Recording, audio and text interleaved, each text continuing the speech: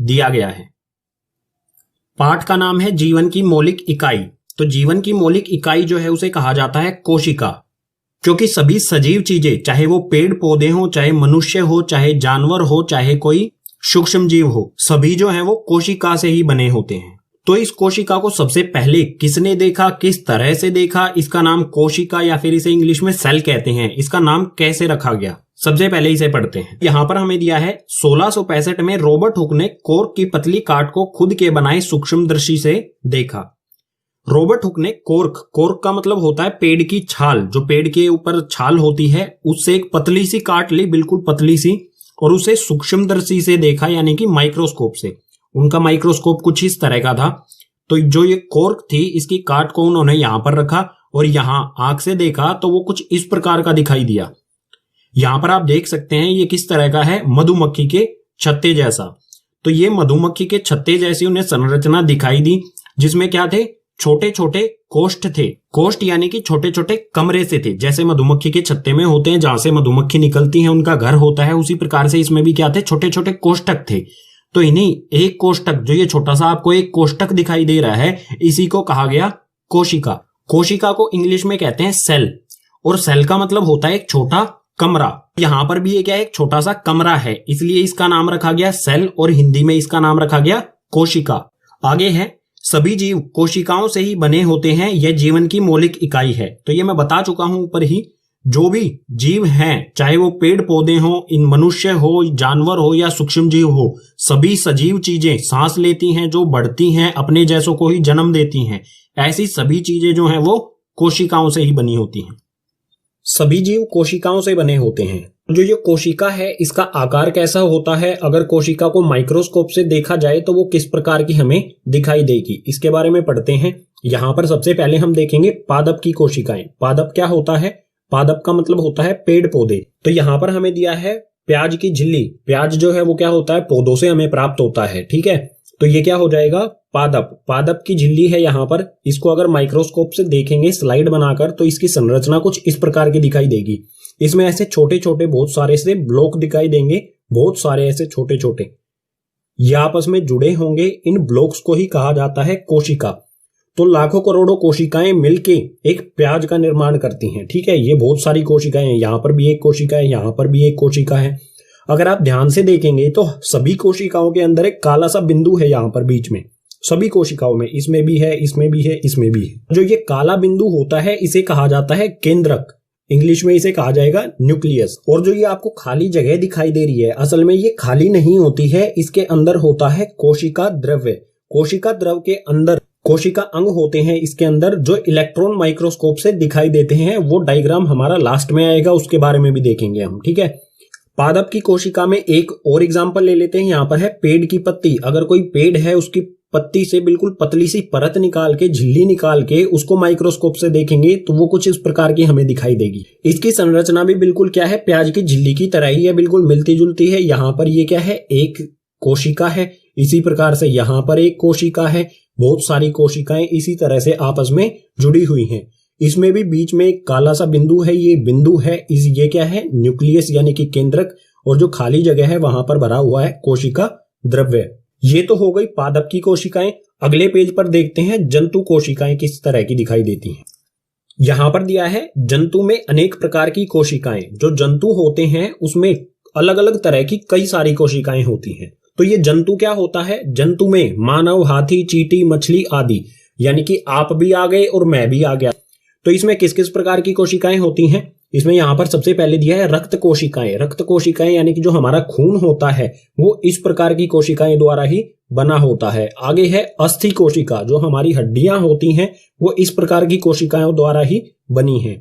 आगे है पेशी कोशिका, जो हमारी पेशियां हैं, मसल्स हैं, वो इस तरह की कोशिकाओं से बनी हुई है। इसके बाद है ये अंडाणु, जो कि मादा जनन कोशिका होती है, इस प्रकार की ये दिखाई देती है। आगे है वसा कोशिका। वसा यानी कि जो हमारे शरीर में चर्बी होती है, फैट होता है, वो इस प्रकार की कोशिकाओं द्वारा बना होता है। और ये है शुक्राणु, जो कि नर में जनन कोशिका होती है, तो ये इस प्रकार का होता है। और आखिरी में है तंत्रिका कोशिका, जिसका आकार कुछ इस तरह का होता है।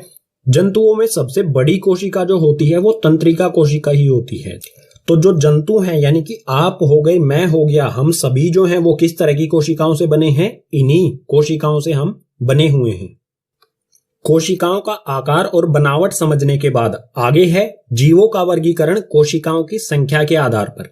जो जीव हैं, चाहे वो पादप हो चाहे वो जंतु हो, उनको बांटा गया है किस आधार पर? कोशिकाओं की संख्या के आधार पर। यानी कि कुछ ऐसे जीव हैं जो सिर्फ एक कोशिका से ही बने हुए हैं और कुछ ऐसे जीव हैं जो बहुत सारी लाखों करोड़ों कोशिकाओं से बने हुए हैं।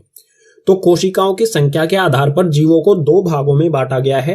पहला है इसमें एक कोशिकीय जीव और दूसरा है बहुकोशिकीय जीव।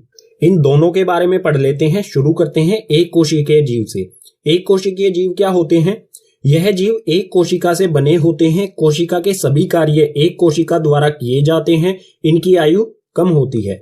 जो एक कोशिकीय जीव होते हैं ये सिर्फ एक कोशिका, एक सेल यानी कि एक कोशिका से ही बने होते हैं। सारा काम जो है वो एक कोशिका ही करती है। और जो एक कोशिकीय जीव होते हैं उनकी आयु यानी कि उम्र जो है वो बिल्कुल कम होती है। अगर बात की जाए एक कोशिकीय जीव के उदाहरण की तो इसमें आ जाएगा अमीबा, बैक्टीरिया, पैरामीशियम। ये सभी जो जीव हैं ये एक कोशिका से ही बने होते हैं। अब है बहुकोशिकीय जीव। बहुकोशिकीय जीव क्या होते हैं? यह जीव एक से अधिक विभिन्न कोशिकाओं से बने होते हैं। इनमें कार्य का विभाजन होता है। अलग अलग कोशिका अलग अलग कार्य करती है और इनकी आयु अधिक होती है। जो बहुकोशिकीय जीव हैं ये एक से ज्यादा अलग अलग तरह की कोशिकाओं से बने होते हैं और इनमें कार्य जो है ना, अलग अलग प्रकार की कोशिका अलग अलग प्रकार का कार्य करती है। जैसे रक्त कोशिकाओं का कार्य अलग होता है, अस्थि कोशिका का कार्य अलग होता है। और जो बहुकोशिकीय जीव हैं इनकी आयु जो है वो अधिक यानी कि ज्यादा होती है। बात की जाए बहुकोशिकीय जीव के उदाहरण की तो मनुष्य, पेड़ पौधे, हाथी, चींटी, ये सारे उदाहरण हो जाएंगे बहुकोशिकीय जीव। आप और मैं भी क्या हैं? बहुकोशिकीय जीव ही हैं। अब हमारे सामने सवाल आता है कि कोशिका किससे बनी होती है, यानी कौन कौन सी चीजें जो हैं वो कोशिका का निर्माण करती हैं या फिर कोशिका को बनाती हैं।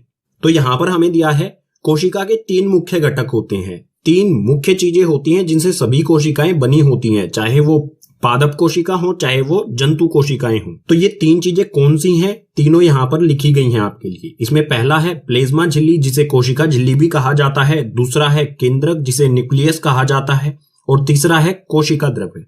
अब ये तीनों चीजें कोशिका में कहां कहां पर होती हैं?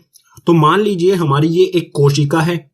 सबसे पहला वाला प्लाज्मा झिल्ली। प्लाज्मा झिल्ली जो है ये इसका बाहरी आवरण होता है। बाहरी जो दीवार होती है किसी भी कोशिका की उसी को कहा जाता है प्लेज्मा झिल्ली। तो ये बाहरी जो दीवार है ये हो गई हमारी प्लेज्मा झिल्ली। दूसरा है केंद्रक। केंद्रक जो है कोशिका के बिल्कुल बीचों बीच होता है, जो गहरा सा होता है। ठीक है, ये गहरा वाला जो बिंदु आपको दिखाई दे रहा है ये है यहां पर केंद्रक। और तीसरा है कोशिका द्रव्य। जो प्लाज्मा झिल्ली, जो ये प्लाज्मा झिल्ली है और जो ये केंद्रक है, इसके बीच में जो आपको ये खाली जगह दिखाई दे रही है ना, असल में ये खाली नहीं है, यहां पर भरा हुआ है कोशिका द्रव्य। और जो हमारा ये केंद्रक है इसको हम इस तरह से भी लिख सकते हैं, या तो इसमें आधा नए का उपयोग कर सकते हैं या फिर इसमें अंकी बिंदी लगा सकते हैं। अब ये कोशिका के तीन जो मुख्य घटक हैं इनको एक एक करके बिल्कुल डिटेल में पढ़ेंगे। तो सबसे पहले शुरू करेंगे हम प्लाज्मा झिल्ली यानी कोशिका झिल्ली से। कोशिका का पहला घटक होता है प्लाज्मा झिल्ली जिसे कोशिका झिल्ली भी कहते हैं और प्लाज्मा झिल्ली भी कहते हैं। ये कोशिका का बाहरी आवरण होता है। तो इसके बारे में हमें कुछ बिंदु दिए गए हैं, इसको पढ़ लेते हैं बिल्कुल डिटेल में। इसमें सबसे पहला है यह प्रत्येक कोशिका को दूसरी कोशिका से अलग करती है। कोई भी दो कोशिकाएं होती हैं, एक ये कोशिका मान लीजिए, एक ये कोशिका मान लीजिए, तो इन दोनों कोशिकाओं के बीच में क्या होती है? प्लाज्मा झिल्ली। इन दोनों कोशिकाओं को अलग करने वाली जो झिल्ली है, जो दीवार है, उसी को कहा जाता है प्लाज्मा झिल्ली। दूसरा बिंदु है यह जंतु तथा पादप दोनों कोशिकाओं में होती है। जो हमारी ये प्लाज्मा झिल्ली है ये जंतु यानी कि मानव या फिर जानवर जो हैं उनकी कोशिकाओं में भी होती है और पादप यानी कि पेड़ पौधों की कोशिकाओं में भी होती है। तीसरा है यह प्रोटीन व लिपिड से बनी होती है। जो भी ये प्लाज्मा झिल्ली है ये किस चीज से बनी होती है? प्रोटीन से और लिपिड से। अब ये प्रोटीन और लिपिड इसके पास आता कहां से है? तो ये आता है अंतद्रव्य जालिका से। अंतद्रव्य जालिका क्या होती है ये आगे आएगा, उसमें पढ़ेंगे। चौथा है यह वर्णात्मक परागम्य होती है। यह कुछ पदार्थों को ही कोशिका के अंदर व बाहर जाने देती है।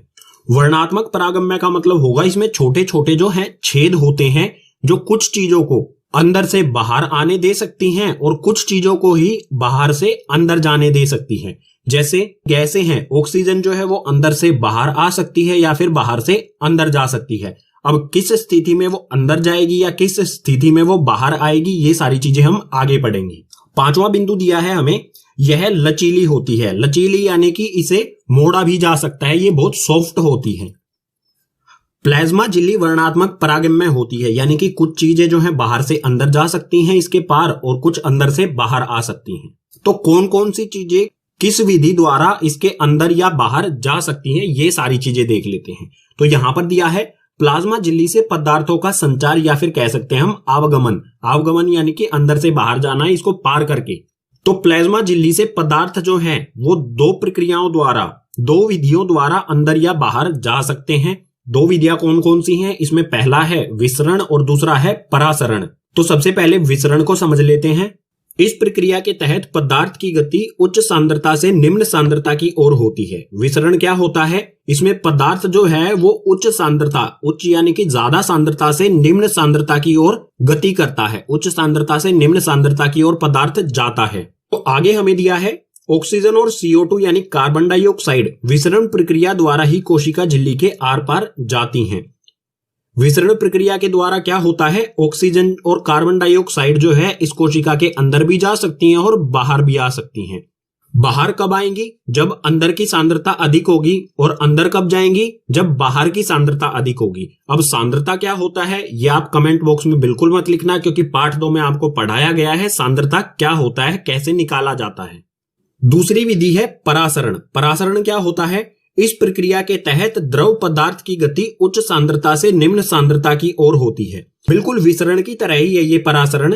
विसरण में क्या होता है? गैसें जो हैं उच्च सांद्रता से निम्न सांद्रता की ओर जाती हैं और परासरण में जो है वो द्रव पदार्थ, द्रव यानी कि कोई तरल पदार्थ जो है वो उच्च सांद्रता से निम्न सांद्रता की ओर जाता है। आगे दिया है जल परासरण प्रक्रिया द्वारा ही कोशिका झिल्ली के आर पार जाता है। जैसे ऑक्सीजन और कार्बन डाइऑक्साइड जाती है, बिल्कुल उसी प्रकार से उच्च सांद्रता से निम्न सांद्रता की ओर जल जो है इसके अंदर भी जा सकता है और इसके बाहर भी आ सकता है। अगर अंदर की सांद्रता ज्यादा होगी तो जल बाहर आएगा और बाहर की सांद्रता ज्यादा होगी तो जल अंदर जाएगा। अब जो जल का संचार होता है यानी कि आवागमन होता है, अंदर जाना या बाहर आना, तो ये कब होगा? और जल अंदर जाएगा तो वो कौन सा विलयन होगा? जल बाहर जाएगा तो वो कौन सा विलयन होगा? इसको समझ लेते हैं आगे वाले पेज पर। मान लीजिए हमारे पास ये एक बीकर है, इसके अंदर हमने एक जलीय विलयन लिया। जलीय विलयन के अंदर हमने एक कोशिका को डाल दिया। अब ये जो जल है ये कोशिका के अंदर जाएगा या कोशिका से बाहर आएगा? और अगर जल अंदर जाएगा या जल कोशिका से बाहर आएगा तो कोशिका के आकार पर क्या फर्क पड़ेगा? जो ये विलयन है इसमें से जल अंदर जाएगा तो इस विलयन को क्या नाम दिया जाएगा? और जो जल है अगर कोशिका से बाहर आएगा तो उस विलयन को क्या नाम दिया जाएगा? इन सब चीजों को समझ लेते हैं। तो यहां पर है सांद्रता के अनुसार विलयन के प्रकार। जो ये विलयन लिया है हमने, इसमें इसकी सांद्रता के अनुसार विलयन के 3 प्रकार होते हैं। कौन कौन से? अति परासरण दाबी विलयन, दूसरा है समपरासारी विलयन और तीसरा है अल्प परासरण दाबी विलयन। तो इन तीनों को एक एक करके समझ लेते हैं। अति परासरण दाबी विलयन, इस विलयन में क्या होता है? कोशिका के अंदर की सांद्रता बाहर की सांद्रता से अधिक है तो कोशिका के अंदर से जल निकल जाता है और कोशिका सिकुड़ जाती है। ये एक कोशिका है, इसमें क्या होता है? कोशिका के अंदर की सांद्रता जो है वो ज्यादा होती है, यानी कि कोशिका के अंदर अधिक मात्रा में जल है और बाहर जो है सांद्रता जल की कम है। अगर अंदर ज्यादा है तो अंदर से जो जल है वो बाहर की तरफ निकलेगा और इस स्थिति में जल अगर कोशिका से बाहर निकलेगा तो इसका आकार जो है वो छोटा हो जाएगा या फिर हम कह सकते हैं कोशिका जो है वो सिकुड़ जाती है। तो किसी विलयन में हम कोशिका को डालें और कोशिका से जल बाहर निकल जाए या फिर कोशिका का आकार छोटा हो जाए तो उस विलयन को कहेंगे हम अति परासरण दाबी विलयन। इसी प्रकार से दूसरा है समपरासारी विलयन। समपरासारी विलयन क्या होता है?